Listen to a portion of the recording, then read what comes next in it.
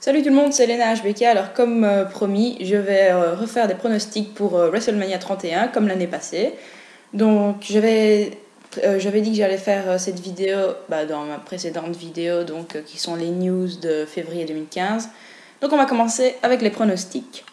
Alors comme l'année passée, on va faire les matchs importants, ceux qui sont déjà prévus sur www.com. Ceux qui seront prévus en dernière minute, déjà, je ne saurais pas qu'ils sont là. Et puis, de toute façon, voilà quoi, ils sont moins intéressants.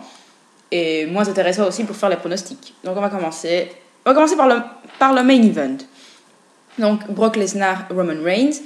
Alors, tout d'abord, je ne suis pas une grande fan de Roman Reigns, tout simplement parce que je trouve que, il n'a rien de spécial et je trouve qu'il n'a rien de plus que les autres. Enfin, je sais pas, je vois pas pourquoi lui et pas un autre. Je vois pas pourquoi c'est lui et pas un autre. Et puis je trouve qu'il n'est pas assez expérimenté parce que quand même, oui, il a déjà participé à 2 WrestleMania, mais quand même, c'est que des matchs par équipe avec The Shield. Donc il a aucune expérience en solo. Et là, on le met direct en main event. Je trouve ça complètement, je sais pas, c'est foireux, je trouve. Donc, mais voilà quoi. Et puis s'il gagne contre Brock Lesnar, il va décrédibiliser tout le monde, que ce soit l'Undertaker ou John Cena qui ont été battus par Brock Lesnar. Genre, ça voudra dire que Roman Reigns est plus fort que l'Undertaker et John Cena. Ouais bon, je crois pas quoi. Parce que ouais ok, il est puissant. Il y en a qui disent qu'il est charismatique. Je trouve pas complet, je trouve pas vraiment. Mais, voilà quoi, moi je l'aime pas. Mais à mon avis, il va gagner quoi, il va gagner le titre. Mais il faut toujours un plan B, comme dirait l'autorité. Mon plan B à moi, que j'espère qu'il va se réaliser, c'est le cash-in de Seth Rollins.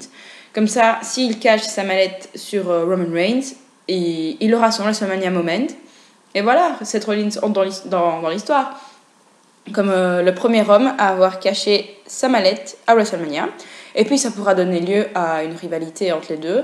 Parce que comme ça aussi, on ferme le chapitre avec Randy Orton. Parce que voilà, quoi, ça va pas les mener plus loin que WrestleMania, à mon avis. Oui, pour ce qui est de ce match-là, je pense que c'est Randy Orton qui va gagner. Parce qu'il va se venger, on va dire. Mais après ça, c'est tout, quoi. C'est fini. Randy Orton, il va faire d'autres trucs. C'est Rollins, j'ai dit, il va faire avec Roman Reigns. Sauf si c'est Brock Lesnar qui gagne. Là, à mon avis, il va pas cacher sa mallette parce que Brock Lesnar est trop puissant. Donc voilà. Donc à mon avis, c'est Randy Orton qui va gagner. Ce sera un match bon, mais voilà quoi. Seth Rollins, à mon avis, est plus préoccupé par sa mallette que par Randy Orton. Donc c'est normal.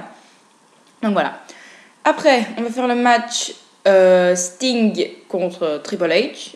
Alors, j'attends beaucoup de ce match parce que voilà quoi, c'est WWE contre la WCW. Alors de là à dire qui va gagner, franchement ce match je sais absolument pas qui va gagner.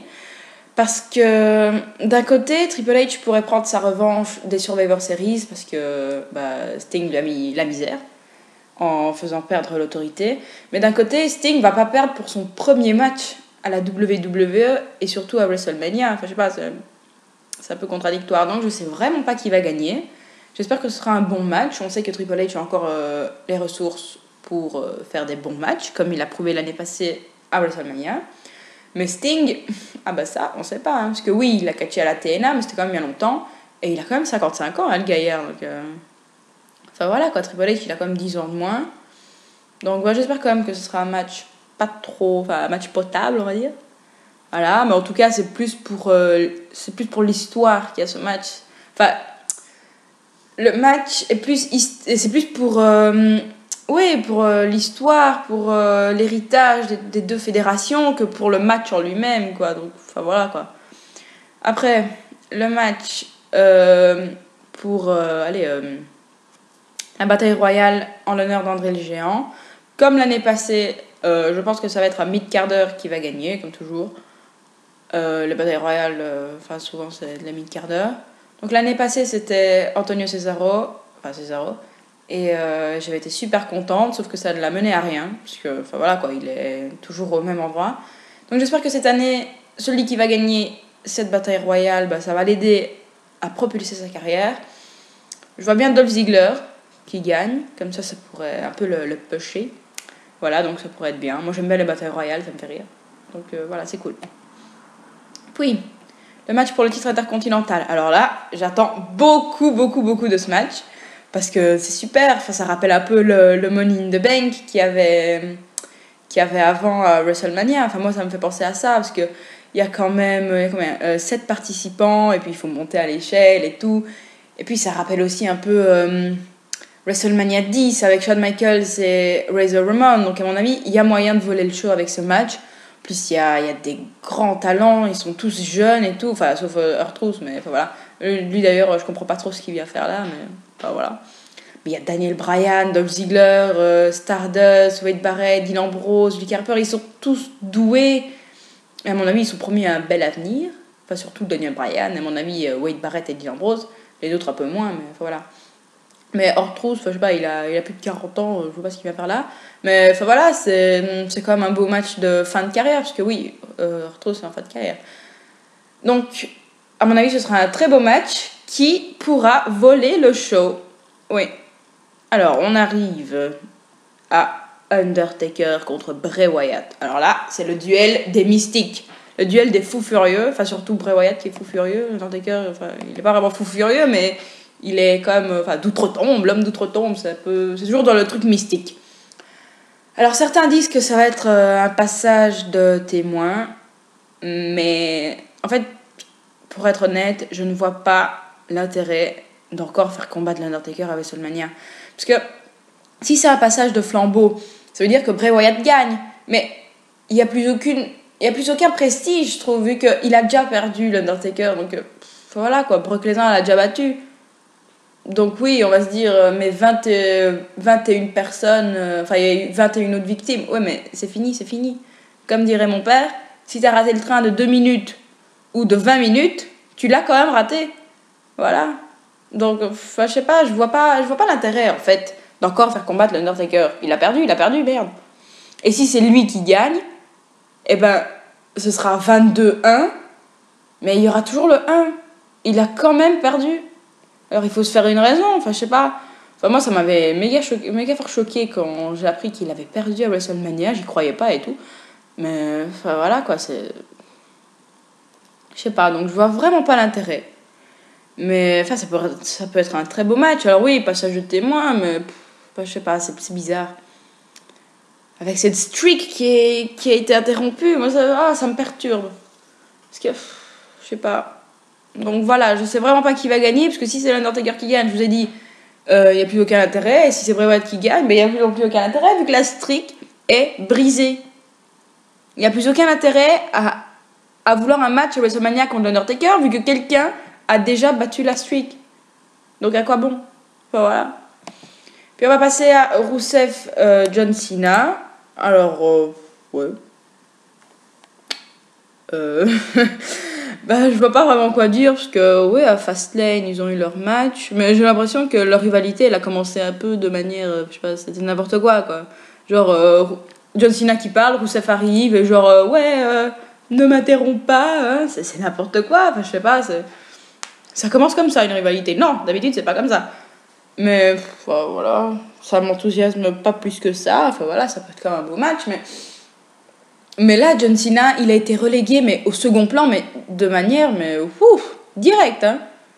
Il est passé de Brock Lesnar, enfin de challenger pour la ceinture WWE à challenger pour la ceinture des États-Unis. Alors, ouais, c'est quand même une ceinture, mais enfin, je sais pas, il a gagné ce titre en 2004 contre le Big Show. Et enfin, il s'est passé beaucoup de trucs en attendant, donc. Entre-temps, pardon, pas en attendant. Donc, je sais pas. Alors maintenant, il y en a qui disent que Cena, il va faire genre comme Chris Jericho, qui va aider les plus jeunes à avoir une bonne rivalité contre lui, les valoriser et tout, mais enfin, je sais pas, je trouve que ça s'est fait de manière trop rapide. Genre Chris Jericho, bah, il n'a pas été là pendant 2 ans, parce qu'en 2010, quand Chris Jericho était encore là, il était champion du monde poids lourd. Après, quand il est revenu en 2012, là oui, enfin, il faisait moins d'apparitions parce qu'il y avait Fozzy et tout. C'est qu'à partir de là qu'il a été considéré comme un vétéran, on va dire, et qu'il aidait les jeunes. Mais là, John Cena, ça s'est fait en 1 mois, quoi. Non, enfin, c'est n'importe quoi. Pour moi, John Cena, il va encore être champion et tout. Enfin, voilà, je sais pas. C'est bizarre. Mais donc, à mon avis, c'est John Cena qui va gagner cette fois. Comme ça mettra un beau terme à la série d'invincibilité de Rusev. Mais j'espère que ceci ne va pas dépêcher complètement Rusev et qu'il va se retrouver à jouer les guignols avec, je sais pas, avec Heath Slater ou quoi. Hein. Parce que c'est déjà arrivé, notamment avec Vladimir Kozlov, qui au début il était invincible et tout. Et puis il s'est retrouvé à faire le guignol avec Santino Marella. Alors bon, voilà. Ça, c'est le dépush magique. C'est genre, voilà, c'est plus dépush que ça, il n'y a pas. Donc j'espère que ça lui arrivera pas, parce qu'il est très doué, j'aime bien Rusev, et j'espère qu'il ira loin. Alors, dernier match, c'est le match par équipe de Diva, donc AJ Lee et Paige contre les Bella Twins. Alors, pour être tout à fait honnête, je m'attendais plus à un match solo cette fois-ci pour les Divas. Je trouve ça dommage qu'ils font tout le temps des matchs par équipe ou des matchs à 3000 comme l'année passée. Enfin, ça aurait été mieux un match 1 contre 1, genre Nikki Bella contre AJ Lee. Ça aurait été bien. Et dans leur coin, ouais, Paige et Brie Bella, mais j'aimerais bien un match en 1 contre 1 à WrestleMania pour le titre des Divas. Alors peut-être l'année prochaine, parce que cette année c'est mort, hein, mais... Enfin, voilà, c'est Paige et AJ qui vont gagner à mon avis. Et enfin voilà quoi. Et après peut-être que ça va encore faire repartir la rivalité. Peut-être cette fois-ci entre AJ Lee et Brie Bella, vu qu'elles ont eu un match il n'y a pas longtemps. Ouais, peut-être que ça va faire repartir une rivalité. Et voilà, j'espère que AJ va récupérer le titre. Et que l'année prochaine, il y aura un match AJ contre Paige à WrestleMania 32. Parce que s'il y a ça, moi je signe dès demain et tout de suite. Voilà. Alors c'est tout pour les pronostics de WrestleMania 31. Donc WrestleMania 31 c'est déjà dans 11 jours. Parce que là on est le 18 mars et c'est le 29, je crois. Oui, je crois que c'est le 29. Donc c'est bientôt, c'est tout bientôt. Et j'ai vraiment hâte. Et j'espère que ce sera un super show. Et que Seth Rollins va cacher sa mallette et qu'il va devenir champion. J'ai surtout envie de ça. Et que Roman Reigns ne sorte pas de WrestleMania avec le titre. Ok? Voilà.